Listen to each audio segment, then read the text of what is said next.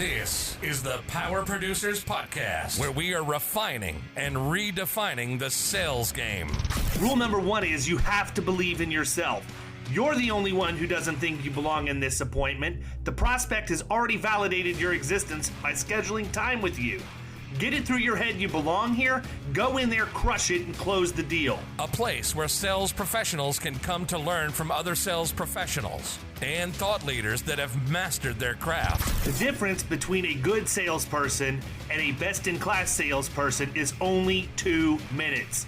By spending an extra 2 minutes on what you might think is a mundane task in the sales game, you separate yourselves from the pack, you grow your book of business, you close more deals, and you retain your accounts. As well as their peers who are still striving for perfection to achieve their why. I have a wife and 4 kids.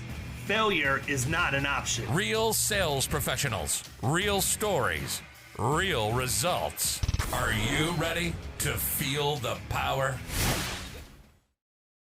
What's up, everybody? Welcome to the Power Producers Podcast, where we are refining and redefining the sales game. And I'm coming to you with a nasty head cold post Key West from Producers in Paradise. Everybody had a great time. I had a good time, but I let my gas tank get too empty. But I was not going to let that keep me in bed today, because we got a dynamic guest that I think our industry needs to hear from, and that's Chris Walker, the CEO of Refine Labs. And Chris is somebody that, honestly, I stumbled across on LinkedIn and just happened to go down a rabbit hole on dark social and was captivated by it, which took me down about 15 other rabbit holes. And so I've been down Chris Walker rabbit holes ever since, man. So I really appreciate you coming on and chatting with us, especially since I reached out to you cold. I don't really do much of that anymore. So I had a little reluctance. I wasn't sure how busy you are. So I appreciate you taking time out of the day to chat with us, man. Yeah, I love being here. And I also love sort of stretching the creativity here, right? We're in a niche industry. It's very traditional. I spent some of my time in manufacturing and medical device early in my career. I think there's a lot of parallels to insurance and risk from that standpoint, just like how they think about marketing and sales overall. So yeah, looking forward to sort of diving into these specific areas. So you sort of hinted a little bit, you were in medical devices and sales. How did you get to Refine Labs? What was that evolution like? Yeah, so I was actually part of the marketing team there. Although I did a lot of field marketing and worked with the sales team quite a bit and drove a lot of revenue as a marketer.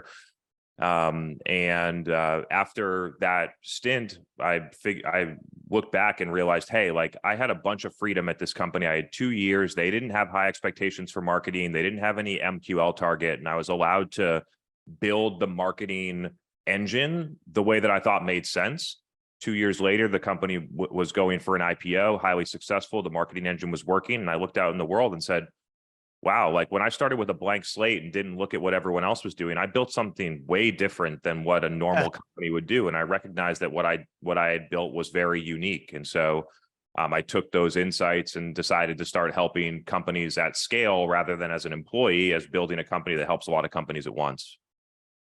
I think that's pretty cool, man, because I think one of the reasons I'm so drawn to marketing is because you can do something that you're passionate about, that displays your creativity, shows what makes you different, but you can do that under the blanket of helping other people grow their business. I mean, yes, you can make money doing it, but when you see the fruits of your labor that are actually delivering results, that's a really cool feeling to me. I mean, at least it is in my world.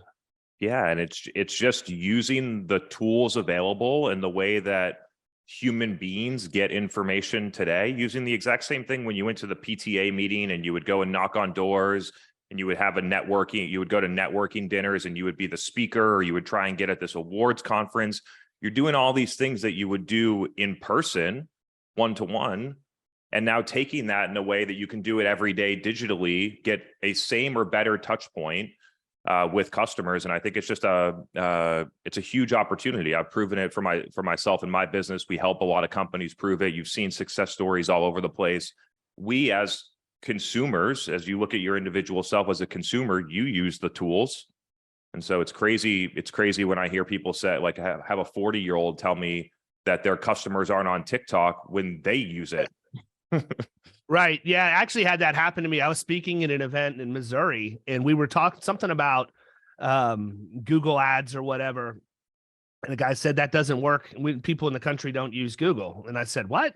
He said, people in the country don't really use Google. And I said, that's interesting. So I kept on with my presentation and went for about 10 more minutes. And then out of nowhere, I said, hey, real quick, man, can you tell me how far we are from the restaurant tonight? I want to make sure I wrap up on time. He immediately goes to Google, looks, gets the distance. And I said, I rest my case. People in the country use Google. Now let's go on with the rest of the presentation.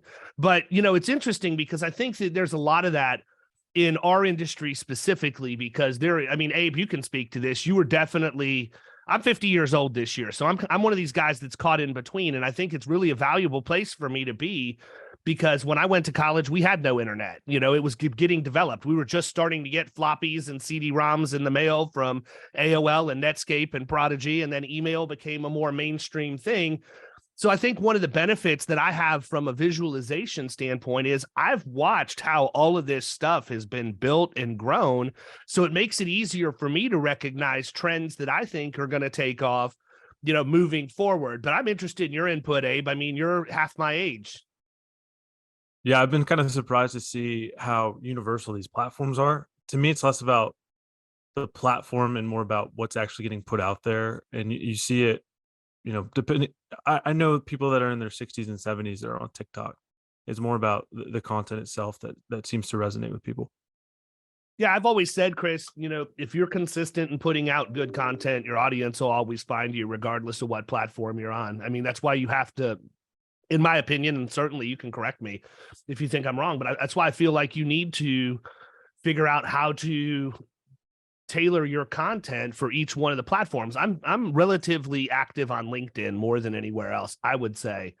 But the content I put on LinkedIn is not the same content that I put on Facebook. So the people who follow me on LinkedIn get a lot more professional, David, whereas the people who follow me on Facebook get more family and all of that stuff. And I've always said, to be successful in this endeavor, you have to have professional credibility and you have to have social credibility. And I think that, I've done a fairly decent job of building that. And the reason I say that is because when I go anywhere, like this weekend, man, we had 130 people at our conference in Key West, and I probably had never met 60 of them in person before.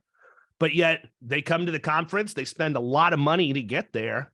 And it's like we've known each other our entire lives because we follow each other through this journey digitally that we didn't have the ability to do before. It's true that you can put content on any platform, but it's undeniable that each platform has a moment in time where there's significantly more upside than any other place on the internet. And so if you can think back to me starting my company in 2019, I basically tested three things. I wrote blogs for SEO. I posted content on Instagram, and I posted content on LinkedIn. And within 60 days, it was obvious that I'm going to stop writing blogs. I'm going to stop posting on Instagram, and I'm going to start posting on LinkedIn twice a day, every day. And there's a recognition here that if you're able to identify that land grab, so to speak, you're able to bear there's a lot of people that have 1 million followers on Instagram, but all of the following was built between 2015 and 2017 when people weren't using Instagram in the same way, or they've transitioned now to Reels.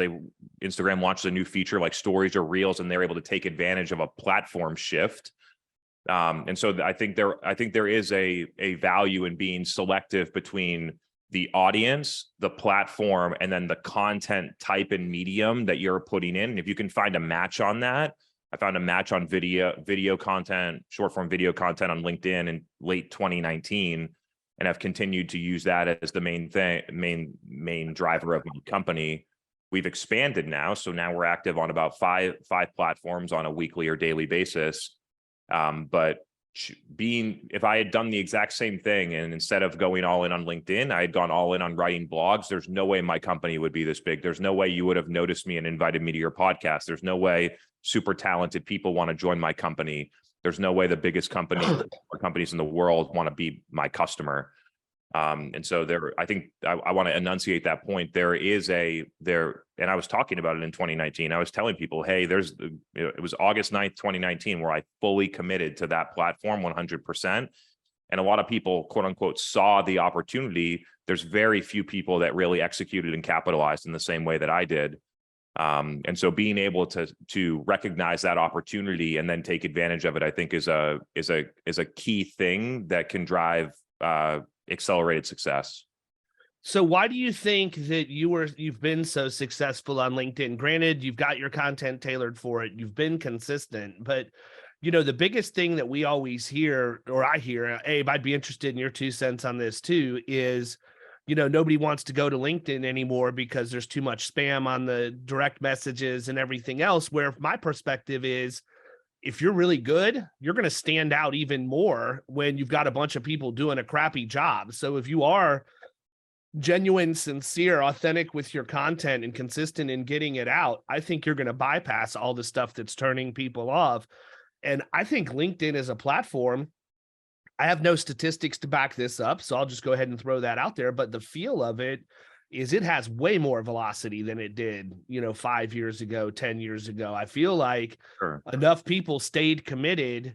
There's a lot, there's some dumpster fires out there, but I think by and large, it's serving its purpose at this point. Yeah, I mean, how I was able to recognize and capitalize on LinkedIn is that I started doing Facebook organic for a B2B company in 2015. I started running B2B Facebook ads, account-based marketing on Facebook in 2016. I started expanding that to Instagram and YouTube in 2017 and 18. And so by spending a lot of time, I've seen the platform sort of life cycles, and somewhere around 2017, maybe 2018, LinkedIn transitioned from a recruiting tool and a resume platform to a content platform that does recruiting and resumes. And that shift that they made was incredibly smart as a company. And being able to see that, hey, now LinkedIn is actually acting like a social network, just like Facebook and Instagram had when I was able to take advantage of those, 3 to 5 years ago. Now I'm going to be able to take advantage of that now. What it comes down to in social, there's a couple of key things. For the first part is in your mindset. I think a lot of people create content to promote themselves or their company, or to do things that aren't in the best interest of the people that are using it. That's fine when you're writing for a search engine, when someone says, how do I compare pricing between these 2 vendors, and you serve them up the content that you want, that they asked for. But in social, nobody's asking for the content. So you have to create that they stop and actually engage with and listen to. So there's a lot of people that haven't made the transition from content marketing for search engines to content marketing for dark social, which I think is a huge part of it. Another part of it is a lot of people look at social as a nice to have, and I look at it as the core driver to growth in my company. So there's an executive level mindset where we consult with large financial services companies and things like that, and they're trying to figure out how to get their sales team to post on LinkedIn a couple of times a day, but their executive team doesn't do it, their VPs don't do it, and they expect that their individual contributor sales reps are going to be the ones to go and pave the way on LinkedIn. And you need executive level commitment, and it has to be core to the strategy. Most companies are going to spend probably 1% of their go-to-market budget or less on social media content. So it just shows you that it's not a core priority for the business, and it's going to get treated like that when executives look at it that way and budget that way for it. There's some things about, you mentioned, there's some dumpster fires. There's some things about LinkedIn that I think make it incredibly vulnerable as a platform and I think what will come out, and you're already starting to see this happen, is that people they'll probably continue to post on LinkedIn because there's so much awareness and so much ROI to it, but they're going to be mostly engaging in niche social networks or communities that are far more specific, that have a much higher bar for the quality of the content and the quality of the people in that thing. What's going on LinkedIn right now, because they haven't made the transition to prioritize video content first over written content, which is what every other social network in the world has done, but LinkedIn hasn't. And now you got AI in the mix. So you got people that have no relevant experience. They don't really know what they're talking about. They look at what other people post, then they go to AI, then they create a written text post. The LinkedIn algorithm prioritizes it like they're an expert, and then it pushes out a lot of content that is potentially not relevant, not smart, it could misguide people. So I think as AI continues to grow and free content availability goes up, people's bar for the content that they believe, consume, and execute against needs to go way up, or you're going to potentially be taking a lot of bad advice. So that's one thing on LinkedIn, how the algorithm continues to prioritize text, I think is a huge miss as a platform, and they should be moving to video first. And I've been talking about this since 2020, because my content was getting plagiarized. That's why I started doing video, is because I would post something one day written. I would wake up the next day and someone in the UK would literally copy and paste and post my post the next day. And I said, this is it. You can copy my text. You're not going to be able to copy my video. That's why I moved to video in 2020. Another thing that makes LinkedIn, I think, vulnerable, and now we're getting to like business consulting for LinkedIn, but we'll get back to the main show in a second, is that LinkedIn has to play both sides of the equation. They make all of their revenue from businesses who want to sell stuff to the users, and then they also need to accommodate for what the user wants. So they're trying to play from both sides here, but all the users are free for the most part, unless you buy Sales Navigator or some of their products. Most of the users are free. When you are a free user, you are the product. Yep. So LinkedIn is trying to sell advertising against that. They make money when people send you spam DMs. So people will buy in-mail credits and send spam automated DMs, and LinkedIn makes money when they do that. And so there's a misalignment between what the user needs and the business model of LinkedIn that I think makes it vulnerable as well. LinkedIn's doing a bunch of awesome shit. Their ad product is the best out there. They were the first to create a place where professionals could go and congregate, and I've been able to bear a lot of fruit from that move. So there's a lot that I'm grateful for of LinkedIn, but I'm really pushing them to evolve, make strong evolutions as a social network to continue to make it as a user of LinkedIn. I find myself not using the product as much anymore. I'm committed to posting to it, but I scroll through the feed and I'm like, why am I here? And so I think a lot of people are probably feeling that right now. And they're going to have to do something, or they're going to start losing user attention. The core thing to acknowledge as like a fundamental is to acknowledge that you have a target market. And inside that target market, you can break it into two categories: the people that are actively looking to buy that category or thing, and the people that aren't. In most categories, the people that are actually actively buying stuff is going to be somewhere between 1% and 3% of the entire market, which leaves 97 to 99% of the market that aren't actively buying. When you run a traditional like marketing lead gen playbook that a lot of the companies that are listening to this podcast probably still run, the only way to achieve the scale is to go and get all the people that are not in market, which then forces your sales team to try and sell to people that don't want to buy right now, which makes sales really fucking hard in today's day and age. It makes it really hard because buyers have so much available information. They want to do most of it on their own. If they're not interested in buying, why do they want to waste their time taking a 30-minute call with your sales team, or trying to pick up a cold call or answer an email? They're going to just ignore it and move on. And so the two things that we need to focus on in marketing to make sales easier is, number one, we need to find who the 1% to 3% are that are buying right this second and get them in front of our sales team in a meeting. So that's one big thing, right? Google SEO. Some companies are getting really creative with like account level intent data, mostly in software, but I see that moving to other industries. Affiliates type of thing. I think affiliates are pretty big in the insurance industry, so it's not ideal, but paying a vig to get people that are actively buying can be a good deal. Just watch out, because if you build your whole business on that, over time, you're going to be in real trouble.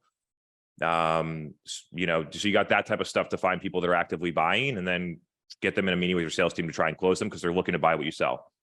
Then we need to figure out, for the other 97 to 99% that aren't buying, what are the things that we're going to do to help educate them so at some point they consider buying? And that's really I think the core miss in most marketing strategies is looking at these as two separate groups, and then looking at a majority of the market that isn't actively buying and marketing in a different way that isn't performance marketing, lead generation, cold calling, and using a new strategy and structure that involves dark social content that educates people at scale in a way that they want, asynchronously in their own time, in the native platforms that they already use, and then being able to, over time, have them consider your company or your category because of the work that you did.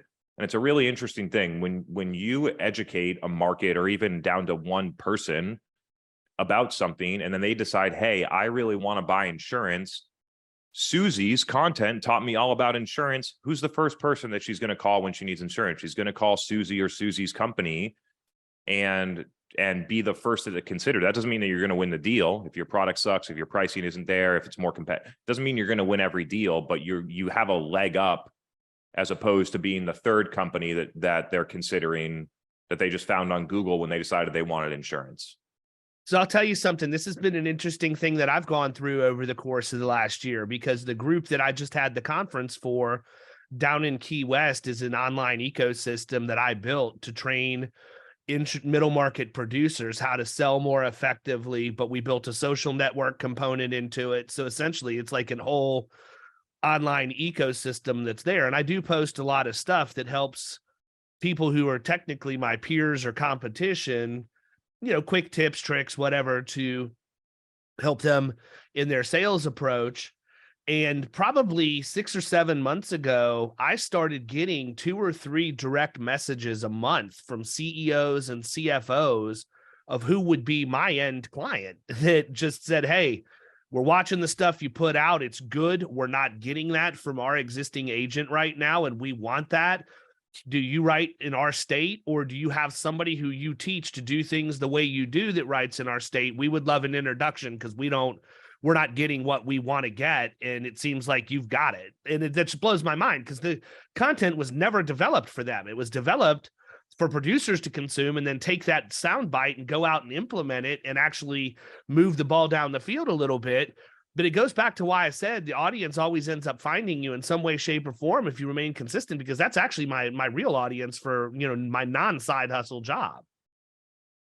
And the acknowledgement is that most people don't have a go-to insurance company or agent. Yeah. They don't, right? I'm in the process of reevaluating. Someone else on my team is doing it, but we're doing it. We're reevaluating all our business insurance. The last time we bought business insurance, we were 10 people. So if somebody was out there, an insurance company, educating, making content for CEOs of here are all the things you got to look out for once you cross over to 8 figures, once you exceed 100 employees, whatever the milestones are, here are the new things you have to consider. And they showed me that, then they would be the first person that I consider. Instead, we're just using a broker to go and price shop everything. And so yeah, that gets dangerous. I don't want to go down that rabbit hole with you, but that does get dangerous, because you're captive to that one person to go out and hope that they know what they're doing and that they can find the right carriers with the right endorsements and are not missing exclusions and things. I mean, it's a complicated thing. And, that's one of the things our industry struggles with by and large, more on the business to consumer side than the B2B side, but they're trying to get into B2B and haven't figured it out yet. Yep. And that's buying insurance online, quote, bind issue, get it done. But you leave that end user, you leave that client potentially with massive exposure that they have no idea about, because they didn't go sit 200 hours to take an insurance licensing exam. They don't have professional designations that dive into different coverages and policy meet and all of that. It's just the inability to delay gratification. We decided we got our renewal. It's a little too high. I'm going to go do this right now. And Progressive and Geico are in your face on TV all the time. And that's where they go. I mean, we don't even get a phone call till they've already been to Progressive or Geico, which is interesting to me, because all the studies that I've read say that the people in the millennial generation and the generation beyond them are really more interested in having a professional advisor, because they don't know. And they readily admit that. I think it's probably my generation that's the one that's more culpable here, because we don't want to admit what we don't know. And we think we have it all figured out. And in reality, we don't. It's lack of awareness. Nobody knows you. Yeah, that's what it is. If more people knew and trusted you and knew what you did, they would I don't want to be disrespectful here, but insurance is largely a commodity at this point. No, dude, listen, you were preaching to the choir. I will tell you right now, insurance is the commoditized shuffling of paperwork.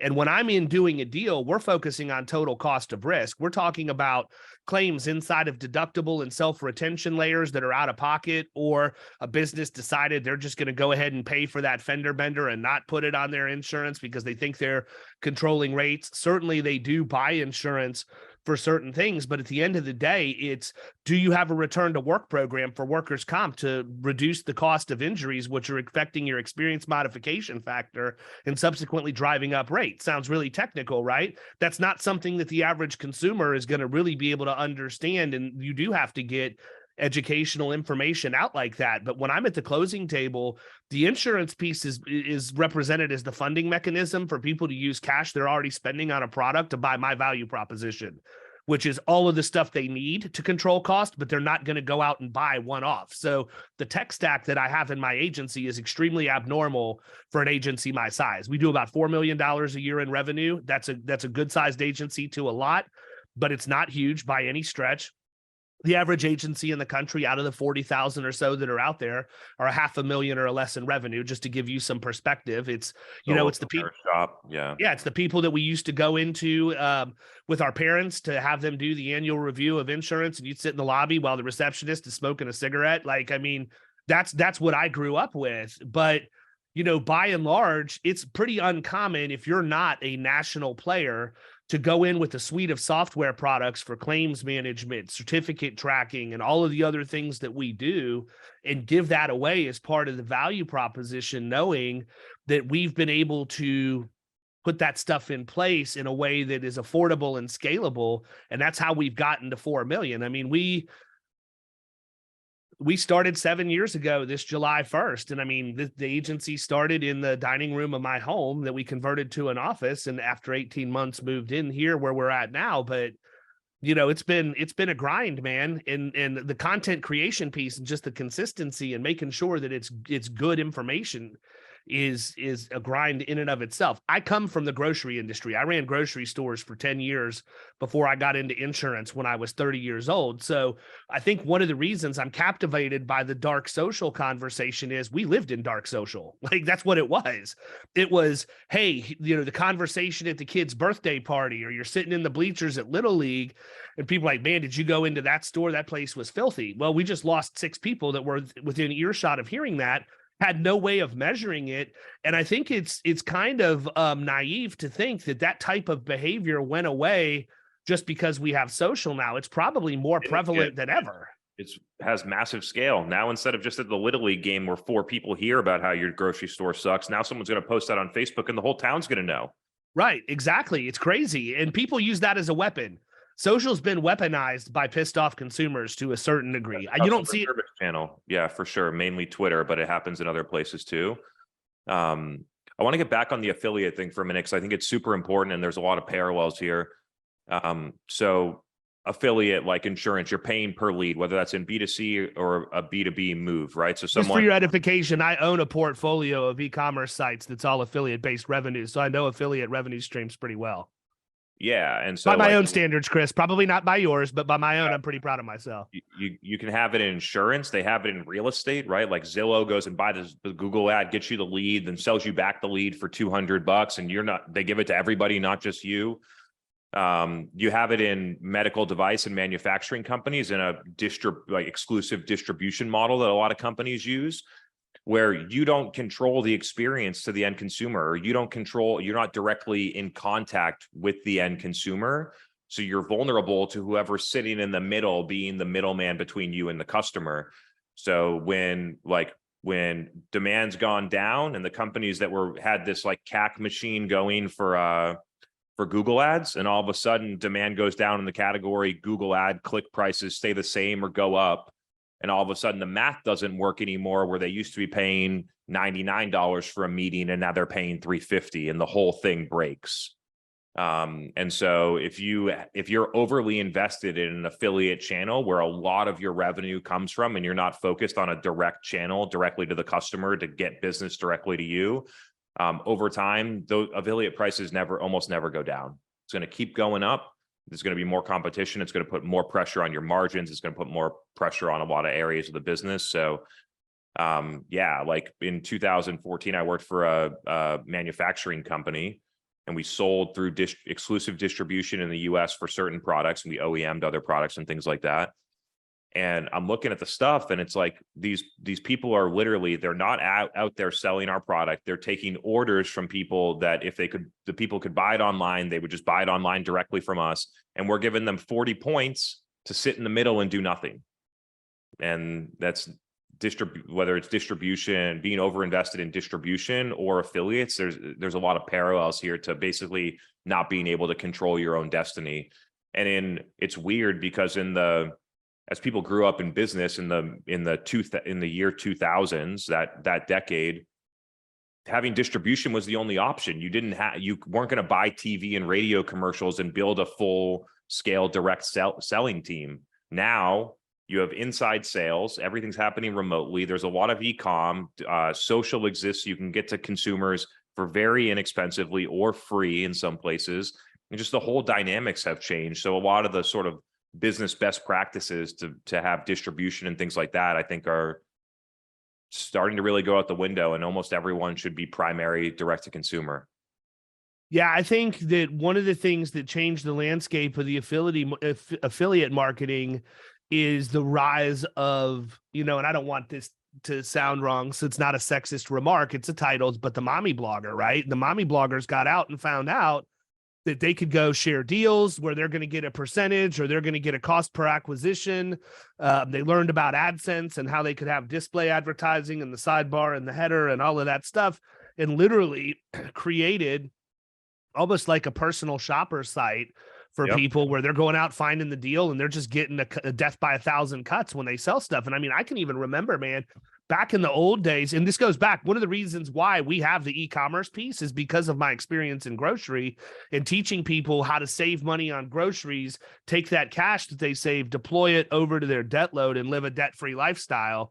And that's how I got people into my ecosystem. I just grinded, man. I did 20 webinars for an hour a piece, 4 hours a night. So I hit every time zone, and I did that for 6 or 8 months. But we were getting 2 cents for every coupon somebody prints off the website. That number adds up in a hurry, man. We would go to Thompson Cigars. I don't even know how they made money. They can't be making money at this point. It's got to be a huge loss leader. But you would get like a welcome kit with 5 cigars, a travel humidor, a lighter, and a cigar cutter, and you'd buy it for $19.99. But my cost per my commission per acquisition was $20. So, they're just trying to get them into the mail order list and push things out in their mail order catalog and everything. But that was wild. Like 15 years ago, man, everybody and their brother was starting a blog, and they were all making decent coin, man. I watched ladies, by all practical purposes, very intelligent women that probably made a decision not to have a career so they could stay home and raise their kids, figure out a way to do both. And they grew multi-million-dollar empires, man. That lady, the crazy coupon lady from out West, multi-million-dollars, man. It's amazing. She had her money, her branding was on point, just printing cash. Mm-hmm. And then it died, right? It died because the papers stopped putting as many coupons in there. The marketing company or the marketing departments and the marketing firms realized we're not really getting much data on the end user. Let's go to loyalty cards. Let's go to apps so we can at least capture some of that, because that's worth something to us. That's, Catalina marketing. That's why if you buy Tide, they have a coupon for all that spits out when you're at the store. I mean, all this stuff, right? But I just think that was a major block of time for about 3 to 5 years where gold rush. Yeah, it was. You literally couldn't miss, man. It was like the stock market in the late 90s. Reselling stuff on Amazon, whether it's drop shipping or actually holding the inventory, was a huge opportunity. I took advantage of that quite a bit in the 2012 to 2015, 16 timeframe. There are moments in time where there's basically just there's an arbitrage. There's something out there where people are willing to pay a lot for something that is not very expensive, and there's not a lot of barriers to entry to create. And there's a lot of people that can take advantage of that. You could argue, people could argue that crypto's in there too. I'm not a big crypto guy, but there's moments in time where people can make a lot of money doing something, and the window closes. So I agree. I'll never forget, man. I found a purse that was made out of a rubber chicken on Amazon, and I did a post about it. And when you probably know this, but when somebody goes to Amazon, I don't know what it is today because I'm not actively involved in it, but you had the cookie for 72 hours. So I'd have 50,000 people click on my post to go look at the purse of a rubber chicken, but I'm selling DSLR cameras and all kinds of other stuff around Christmas time, just making bank for literally just driving people to a website, capturing the cookie, and then letting them shop. And by the way, some of these women are freaks, man. I'm just going to go ahead and throw it out there because we could see what they bought and, not tied to a name, but I mean, we made money selling a lot of stuff we otherwise wouldn't have sold. And, when you have aggregators like Commission Junction, and it was Linkshare at the time, and there were quite a few that we still have contracts with. There's literally nothing that I wanted to buy on the internet that I couldn't get paid a commission to buy or sell to somebody else.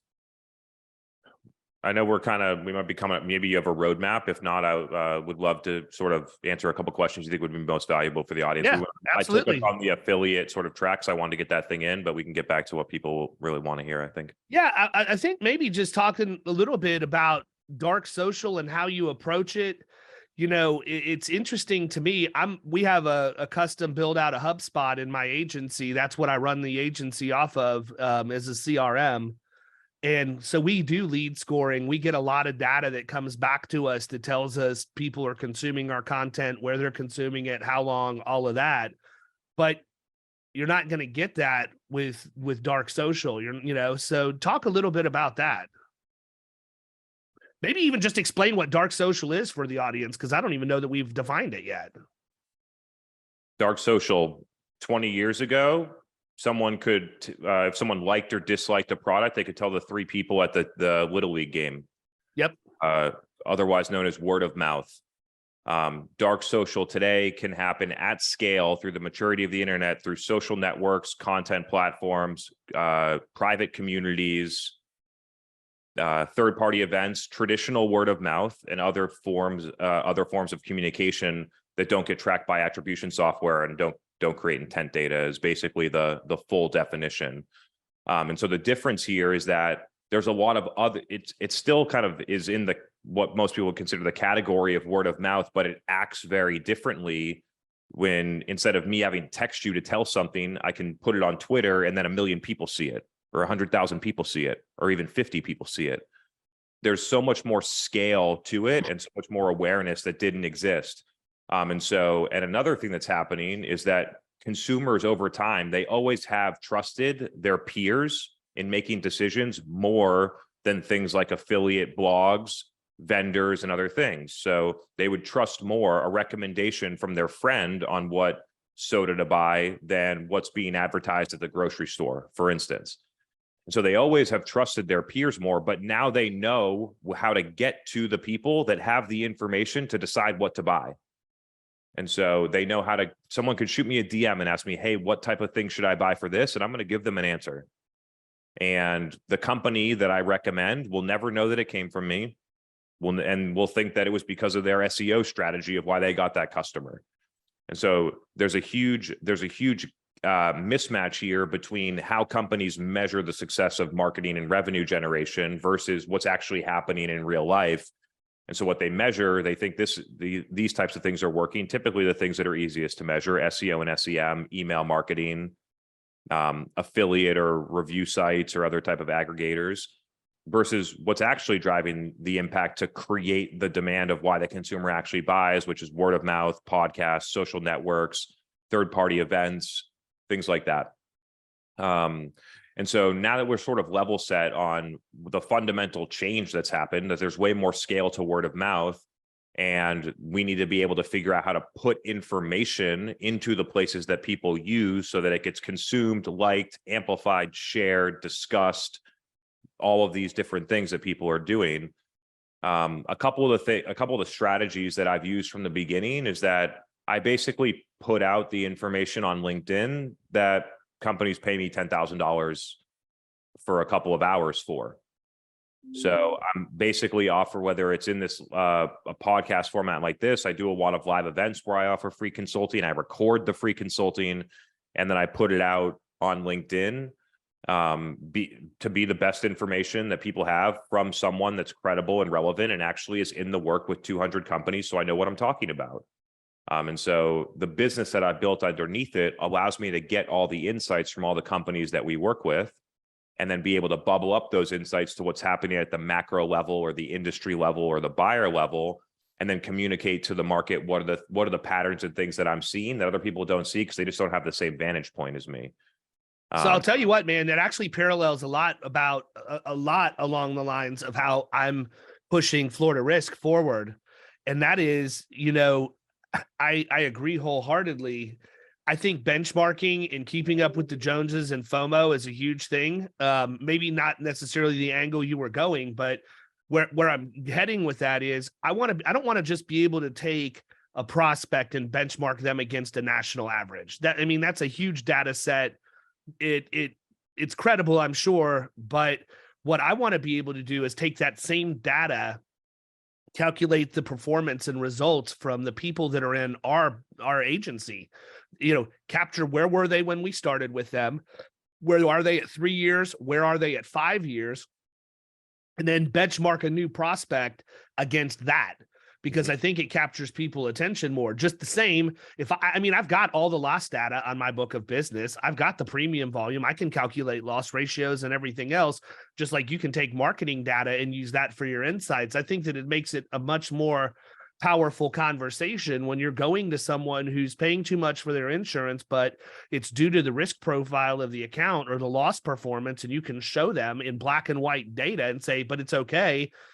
I had a lot of people come to us that were like this. And in fact, the average client who came to us was worse than you are right now. Here's where they were after a year, 3 year, 5 years. It makes it really easy to have the conversation and close the deal, honestly. 100%. Chris, for dark social and these channels that are somewhat untrackable, is self-reported attribution still the best way to get a gauge on that? Or is it kind of just something that you have to say, hey, we started this podcast a year ago and we can't really track people that are coming from there, but we just look back and our business is just a lot bigger?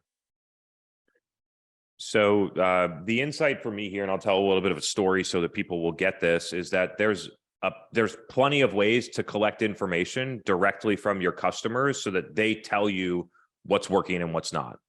And as B2B organizations, for whatever reason, we just don't do that. We just look at whatever software tools we have and the analytics that all the ad platforms that we run ads on and the likes that we get. And we try and look at all these metrics that platforms have aggregated and decide those are the right metrics to look at, not what our customers say to us directly. And so like in 2017, I was running this whole thing for a $40 million medical device company. I put all the marketing things in place. I was the one pulling every single lever. When we bought ads, when we ran Google ads, when we put out content, when we posted on our website, when we wrote an SEO blog, I saw every different thing. And after about 12 months of doing it, we knew that Facebook ads was working a ton because it was the only place that we increased spend and budget. And we increased spend and budget on Facebook ads to distribute content to our accounts, and magically started getting way more inbound pipeline, win rates and sales cycles improved, things like that. But when we look at the attribution, all it's saying is that SEO and SEM are the things that are driving the whole business. And I'm like, we haven't invested a single dollar or done anything focused on these things in close to a year. And this doesn't make any sense. And then you go out to customers and you go to conferences and you hear customers, oh, we keep seeing your content on Facebook. We love that. That interview you did with Dr. Rada was amazing. You just get the signals from people. And I'm like, okay, so what we're reading here back at HQ compared to what our customers are telling me every time I go and talk to them is fundamentally different.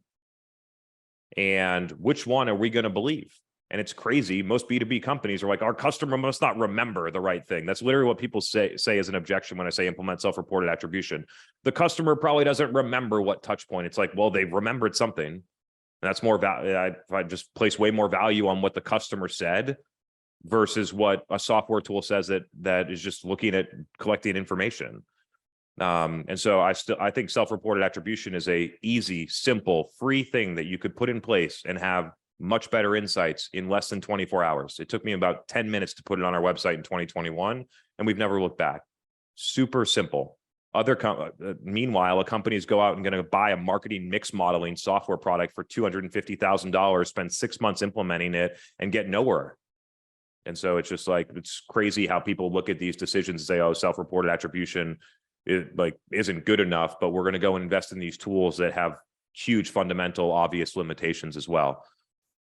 In addition to that, listening to what customers say, whether it's on sales calls or when you go to the conference or when you go and have dinner with somebody and you just hear those insights. I get that it's not perfectly scalable and the way that people want it in a spreadsheet or a Salesforce report that tells them exactly what to do. That's not how attribution works.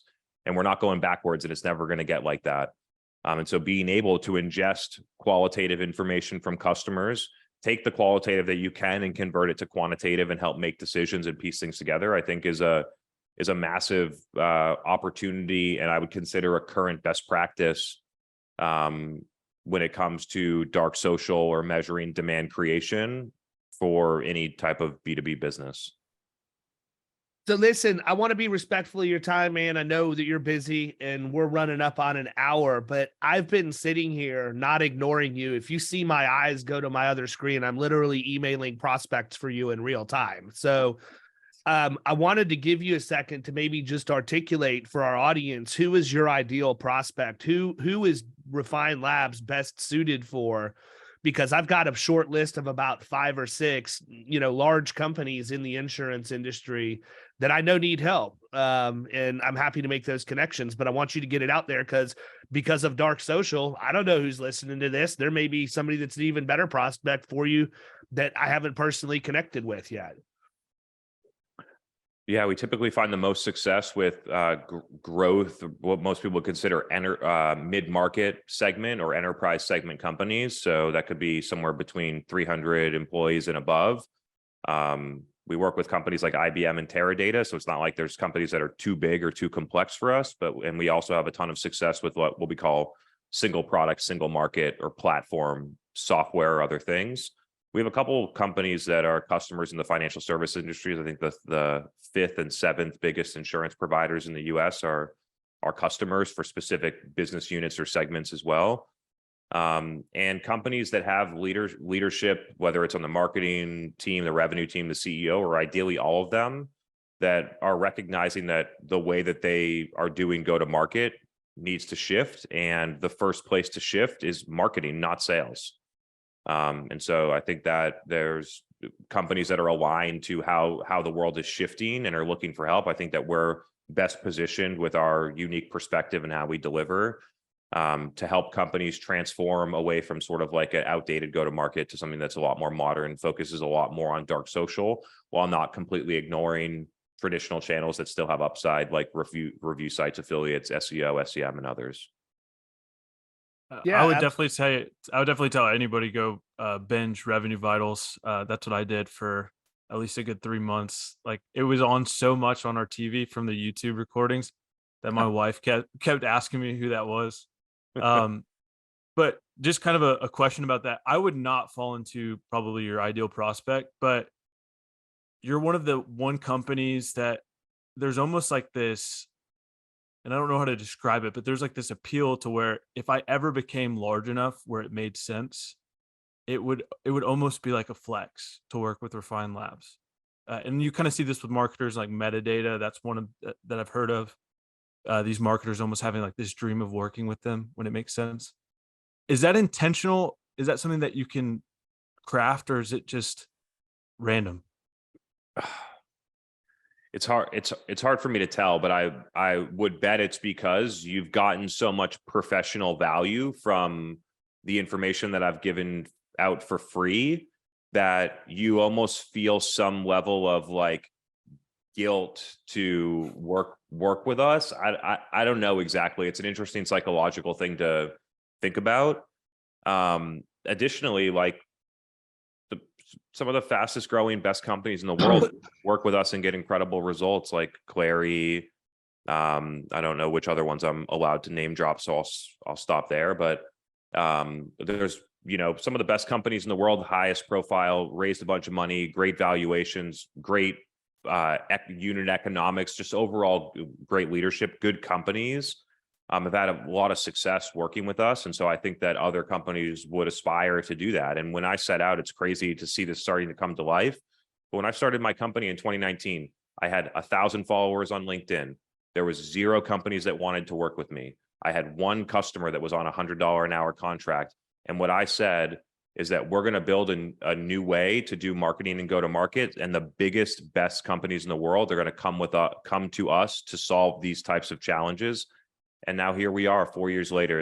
It actually is pretty close to exactly how I drew it up. And it's cool. It's cool to look back and see that. And there's only a couple people that worked at my company at that time that actually heard me say that. And they're here. They're like, you said this in 2019 and now we're doing it. And so I think that's cool to look back and see. Well, I do think too, man, you played the long game. It's not like you just started last week. I mean, you've been building credibility for a long time, and that flywheel doesn't just catch because you decided to start. It catches because you pushed through all the times you could have quit. And I mean, it's the easiest thing to understand from a concept standpoint, but the hardest thing to execute, because everybody says they don't have time. They don't have time. I don't have time to create content. I don't have time to do this. But when I speak publicly, one of the things that I always say is when you create a piece of content and put it on the internet, you just hired a salesperson to get your message out 24/7, 365. If I just did one piece of content a week, I'm going to have 52 salespeople out there at the end of the year working for me. So start there. And then if it makes sense to move to 2 times a week or whatever else, then you can do that. But it's a BS excuse to me, man. People put their time where their priorities are. It's never a matter of not having enough time. They just don't have their priorities right. Like you alluded to with the C-suite not participating in LinkedIn posts and everything else, that it's a company initiative. We see that all the time in our industry. Yeah, I mean, to close out here, I interestingly look at some of this stuff in parallels to being an athlete. I was an athlete growing up. I played college baseball. Where? WPI. Okay. School in New England. I was there for my education. I got to play baseball too, which is cool. But you got all these people that can play high school baseball, and then there's only a certain amount of people, or whatever sport, right? Then there's only a certain amount of people that can play college, and then you got less than 1% that are actually going to make it to the MLB, and then to the show inside of the MLB is even less, right? And what gets people all the way there? There's some level of internal talent, size, skill, speed, things like that. And then there's a lot of practice. And so if in business or in content, if you want to be in the quote unquote MLB of your industry or your income level, and you expect that you want to make a 7-figure income and take that home and have a great brand and have a lot of people know you, and think that you're going to go to practice once every 2 weeks and put a post on LinkedIn, it's just, you misalign the expectations. You would expect an athlete to practice multiple times a day if they want to be able to take home that, $7 million a year contract. So I think we need to start looking at that as business professionals as well. And you can decide if you just want to play, quote unquote, the equivalent of college baseball for your career, then you don't have to work as hard. You don't have to practice as much. You don't need as much talent. So I think it's about trying as a content producer or as a business leader or overall professional, aligning your aspirations and expectations of your career or your income or those types of things to the amount of quote unquote practice that you actually do. And there's a lot of people that want to make $1 million and don't want to do any work. And like I mentioned, there are moments in time when that stuff can happen, like crypto or Amazon FBA, but for the most part, those things don't exist. So aligning. Yeah, I'll never forget, man. I showed up to practice for the first time fall my freshman year, and I remember calling my parents in that time. We didn't even have phones in our rooms. I had to walk to a payphone in the main part of the dorms to call them, and I said, "This is a different animal," because I was one of the best, if not the best, where I came from, and now I'm on a team where everybody was the best where they came from, and the rest of your life, that's what happens, right? You go and play in the minor leagues. They're that much better, and it's how you respond to it. So really appreciate your time today, Chris. How do they get a hold of you? What's the best way for them to find Refine Labs other than, go on LinkedIn and consume as much content as they can? refinelabs.com. You could follow me on LinkedIn or TikTok at Chris Walker 171, and be sure to check out the B2B Revenue Vitals podcast on Apple, Spotify, or any other platform. I got to run to a live event, so I'm going to jump off right now. I'm Get it, man. already, but super appreciate being here. Let's catch up again soon. Thanks for having me. This was fun.